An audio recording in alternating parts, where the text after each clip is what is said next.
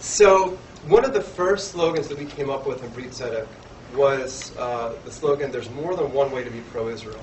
And that was how we introduced ourselves to the General Assembly of Jewish Federations that met in Philadelphia back in, I think it was 2003. It was in our first year of our organization. And we said that a lot to elected officials, to candidates, and I'll share with you one little story about that. So I was meeting with the Obama campaign people during the election campaign, and at their first meeting with us, they said to us, well, you realize that Senator Obama knows there's more than one way to be pro-Israel.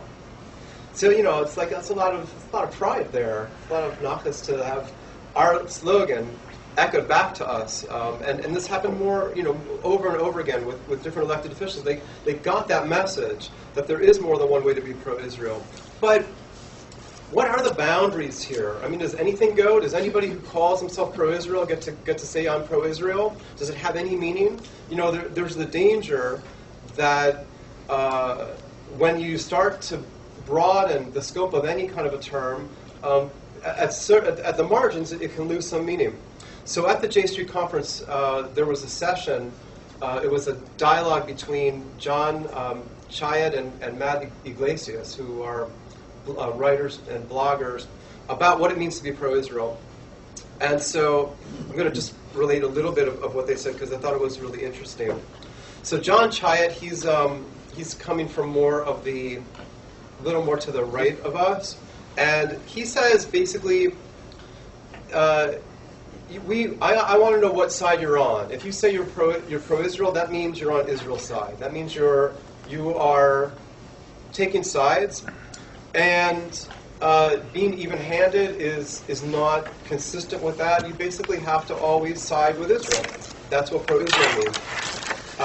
And you also have to then agree that when you talk about all the problems and all the flaws that are going on, it's really the other guy's fault more than it is our fault. That's his idea of what it is to be pro-Israel.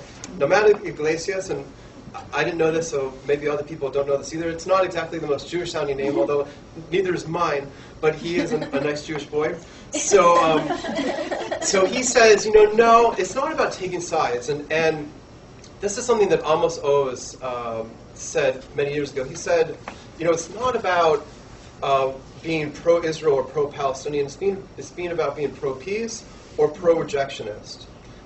Or as other people have said, you're either part of the problem or you're part of the solution. And so the way I think of ourselves is we're part of the solution, we're pro-peace, and if you're getting in the way of that, then it's not that you're pro-Israel, it's that you're pro-rejection or you're part of the problem.